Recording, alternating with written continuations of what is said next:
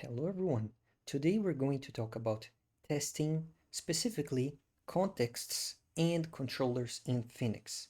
Now, if you have no clue about how to test in Elixir, we use a tool under the hood called XUnit. And if you don't know anything about XUnit, I highly recommend you to watch a video that I made exclusively about XUnit on my Elixir crash course. I'm gonna link the video somewhere here and you can click to watch. I'm gonna assume you already know the basics. So, how do we run tests in a Phoenix application? Well, this is an Elixir application, right? So you can open up the terminal, you can type mix test, enter. Now, don't be afraid. We have a broken test and we're gonna fix it later. But for now, I just wanted to show that this is how you run a test. And you can run tests for specifically a folder or a file. So let's say that inside the test folder, I want to test just the contexts.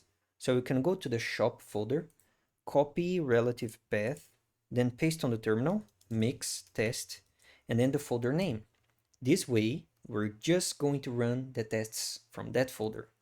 Now, if you want to test just a specific file, as you can imagine, you can copy the file name, paste it here, mix, whoops, not this one, mix test followed by the file name. Very interesting. And another cool thing that you can do is you can grab a specific test from this file and just run that test. So let me grab the list promotions test. It's on the line 13, right? So I'm gonna use the same command, but in the end, I'm gonna type :13. Okay, so as you can see, we have 8 tests and we excluded 7. So we just ran this test right here. Nice. So this is how you run tests. And as you can see on our testing folder, we try to replicate the folder structure from lib. So inside lib, we have shop and shop web. Inside test, we have shop and shop web. The main difference here is that we have another folder called support.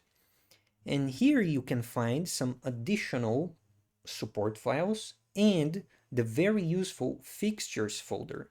Because, you want to generate some resources on the database to test it, right? So if you open up the fixtures, as you can see, we already have one fixture. This was generated by our JSON crash course. So this was generated by Phoenix. It's already good to go. You didn't have to create it manually. But if you want to create a fixture manually, this is the folder to do it. Now, one specific thing about Phoenix, which is different from a vanilla Elixir application, is these two files right here. We have ConnCase and DataCase. These two files are responsible for setting up some things that are specifically to their use case. So for example, if you're testing a controller, we usually import ConnCase because we want some things related to the connection. And this is a macro that imports plug.con, Phoenix contest, Phoenix shop web ConnCase. So this is useful to test controllers. And the DataCase is useful for testing contexts. So here you can see we're importing ecto change set, ecto query. We're not importing plug.con. And then if I open up any test, for example, from the shop folder, we should see on top the use DataCase. There you go. Use shop DataCase because we're testing contexts.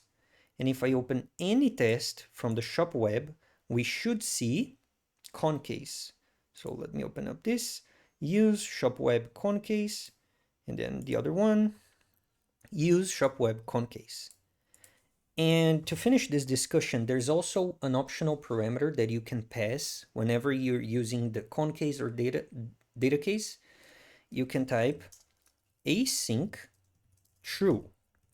So whenever you add async true to any context or controller test, what this means is this entire file will run the tests sequentially.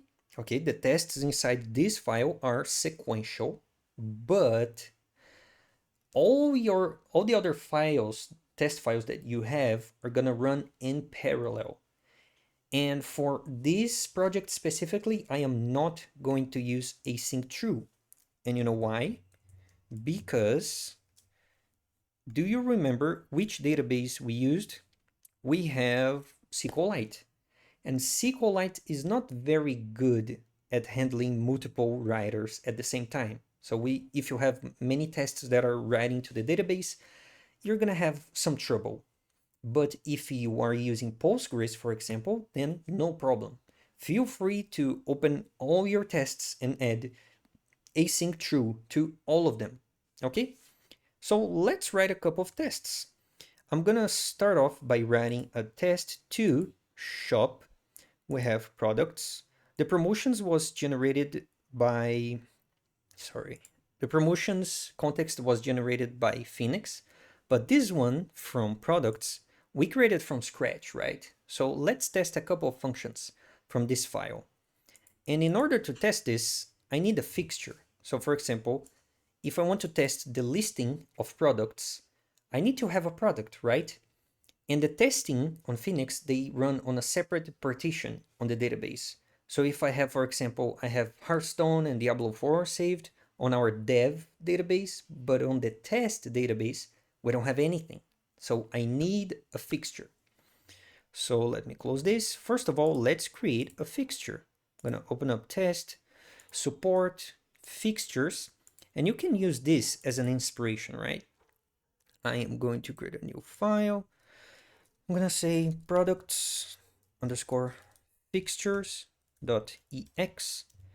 def module. We're gonna say shop dot products fixtures. Okay, here we're going to have a def products, product fixture, and I think this suggestion looks good. So by default, we need to grab some attributes, which is usually a map. And if you don't pass a map, we're gonna default it to an empty map. Then this function right here, enum.into, is very useful because if you have an attribute called name, for example, you're gonna use it. But if you don't, so if it's new, then we're gonna insert this name here, okay? Now I'm not sure if we have price on the game. Let me just open up the product.ex. We are expecting a name, console, and slug. So I'm gonna say that the name will be some name. I'll say that console will be PC, and then the slug will be some slug. Actually, the slug, we don't need to pass the slug. I can remove it because if you remember, let me open up the shop products create product. Inside the create product, we're calling the change set. The change set, if you remember, expects just the name and the console, and then we generate the slug on the fly. So super useful. Let me close this. So here, all we need is name and console. If you don't pass the name, I'm gonna use some name. I'm gonna say, let's say some game. The console by default is PC. We're going to create the product. We're expecting an OK and product back, and then we're returning the product. Sounds good. So this is the fixture file. Now let me go back to shop. Now we already have the shop.promotions test. Now I need the products test. So I'm going to create a new module, new file, products underscore test. And we try to use the same name as well, but with an underscore test in the end. So dot test. Oh, and this is important. We're not gonna use the .ex extension. We need to use exs. And that's because this is a script file that we do not want to compile for production. You can completely ignore the test folder when compiling the files because we want to run the tests. After they pass, just compile the lib folder, okay? So .exs. So I'm gonna say def module shop products test. I think this is following the same convention. Okay. And because we're testing the context, we need to name it here, the use shop.DataCase. Okay. So now I can start writing. Yeah, I can alias the products. This is gonna make our lives easier. So let me close this. Products, promotion fixture. Oh, and I also need to import a fixture, right? So import shop.productsFixtures. Yep, this way we can call product fixture whenever we need a product. And now I want to go back to my products context to see which functions we're going to test. So let's test the list products first, right? So I'm gonna say here, test list products, and it's expecting 0 parameters. So list products should return all products. I'm gonna say, let me close this, product fixture. Actually, I want to save this. So I'm gonna say product is equal to product fixture, and I want to assert that the listing of the products is actually equal to a list of one item, and this item must be my product. I think this is enough for now, so I'm gonna copy this path, copy relative path, because I want to run the test just for this file right now. So mix test followed by the name. Okay, we have one test. So if, for example, yeah, I think this is enough actually. So let me test another function. Let's see, test. I want to test the create product. Create product one creates a product.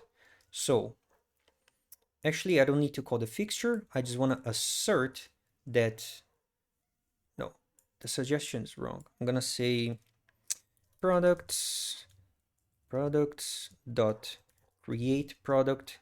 We're expecting some attributes.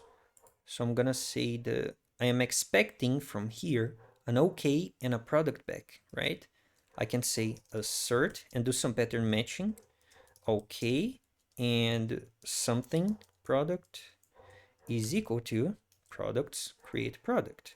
So if I run the tests again, we got, yeah, the tests are passing, but it's saying that we have an unused alias. Oh, okay. Wait, where's my alias? Okay, it was auto aliased by VS Code, I think. So I'm gonna move this down. And we can even be more specific. Instead of saying I'm expecting a product, I can say I am expecting a product, and this product needs to be a product struct. So I'm gonna do that. I'm gonna say that we're expecting product struct from this. Okay, so now we're being very specific. Let me recompile this. Actually, I'm gonna run the tests again, just on this file. And the product, oh yeah, and we are not actually using this product for anything, so I can just remove this. And this way, I'm saying I'm expecting a tuple of OK and a product struct. And that's it for testing this function. Run this again. Okay, nice. So this is how you test contexts. Super easy. Just use shop DataCase.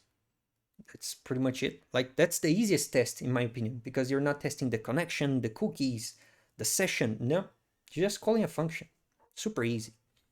And before we move on to the controllers test, I want to fix our broken test. Because if you remember, whenever I run mix test, on all the tests, I have a broken test. Let me close all the files. And here you can click on the broken test. Let me click here. And that's the error. We're expecting an HTML response from the con. We're expecting a 200 status, and we're expecting this text. Which one do you think it broke? We can try to read the file. Let me scroll up. Okay, code, assert, blah, blah, blah. On the left, we were expecting this huge doc type HTML document. And on the right, we got we expected peace of mind from prototype to production, and on the left, it's what we actually got from the test. And you can even run the server to understand why this test is broken, but let me reload.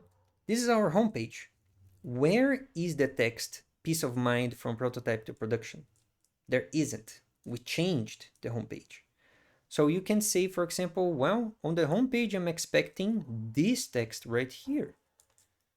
I don't want to expect from peace of mind to, yeah, I want to expect this is the best video game e-commerce store, for example. If I reload, I'm going to close the server, run mix test again. There you go. Now you can expect anything here. So for example, maybe you don't care about the slogan of our e-commerce store. Maybe you just want to check if the text, the main title of the application is here. So you can say shop. We're expecting the word shop to be inside this HTML document. So if I run again, it should work. Nice. Okay, now to finish this video, let's create our first controller test. Just like we did on our previous test, we're gonna go to the test folder. Now instead of shop, we're gonna go to shop web. We already have some tests, so you can take a look at them for some inspiration. This is the promotion controller test that was generated by the JSON generator. The one that we have today is this, that comes from the Phoenix new that we did a couple of months ago. Now let's create a new one from scratch. I'm gonna say promotion, what's the name? Product controller underscore test dot exs. Okay, and if you want to take just a reminder of which routes you have to test, you can open up the router. So let me go back. We have these two routes. We have the index that lists all the products, and we have the product details page, which is this product controller show. So here I can say def module, shop web, product controller test, and here we're gonna type use shop web ConnCase, yep, because we're testing the con. Okay, and I also want to import my product fixture because I want to create a product and see if it's on the product listing, right? So I'm gonna say import shop dot products fixtures. Okay, I'm gonna say test. I want to test a get to the / products, and here's the cool thing. The con case is responsible for creating the con to us. So the con is available on the context of each test. So here I can grab the con and then do a get to it. Okay, so I'm gonna say con is equal to get. I wanna get con and then / products. I want to assert that I got a 200 status back. I want to assert that I got an HTML response back. And then here, do I have the products text on this page? Let me check. It's index from products. So our index HTML, we don't have a text actually. We just have the product listing and we're showing a promotional code if you add it to the URL. So let me try this and we should get a broken test back. So I'm gonna go copy this, just this file, copy relative path, mix test, followed by the name of the file. We should get a broken test. Yes. So we were expecting the products test inside the HTML response, and we got this whole thing here, which is not what we wanted. Okay. So to fix this, I want to first of all create a product. I'm going to say product is equal to insert product. I'm going to name this. So I'm going to say name. Which game do we want to insert? So we have name. Nope. Oops. Console. I'm going to see the console is Xbox. All right. And the name of the game will be, I don't know, Halo or something. Halo Infinite. Okay, thanks Copilot. Now we're doing a get to the products, and I expect on this response to have the name of the product.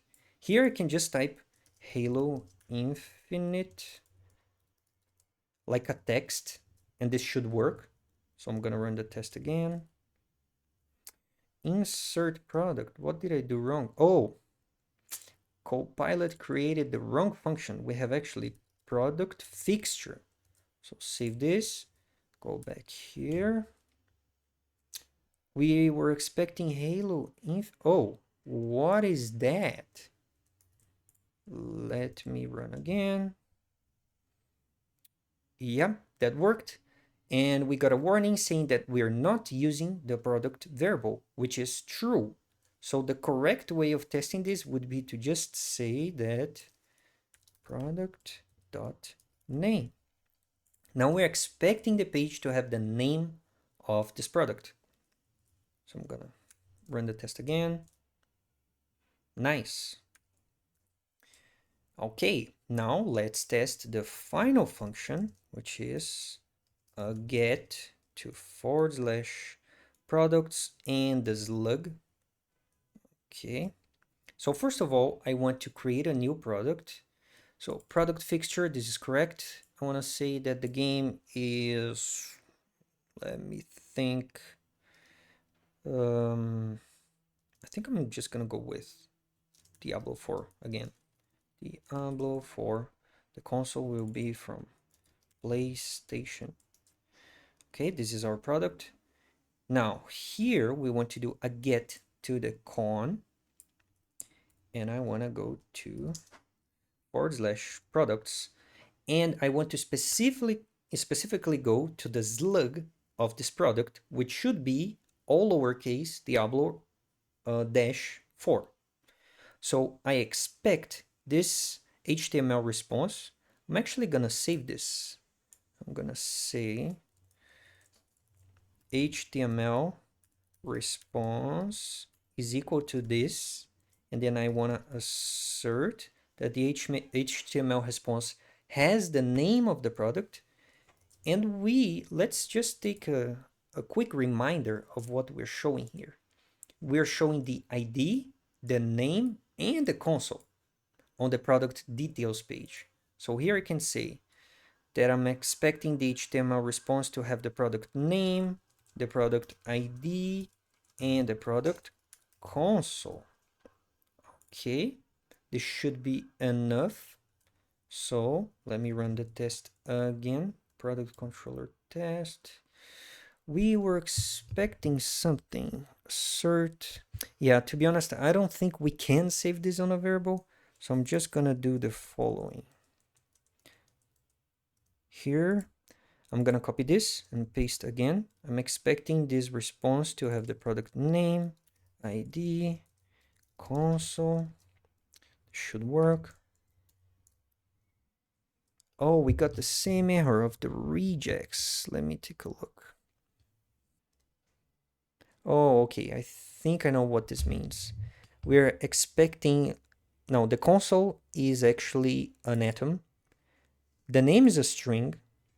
The ID, I think it's a number, so we cannot do something like this. If I remove the ID and the console, this first test should work because product.name is a string, and we can expect a string to be inside a string. This works. I could do something like this. I'm gonna say toString. Do we have this function? Yes. So I'm gonna say toString product ID, and then I'm gonna say toString product console. Let's see if that works. Let me run again. There we go. That worked.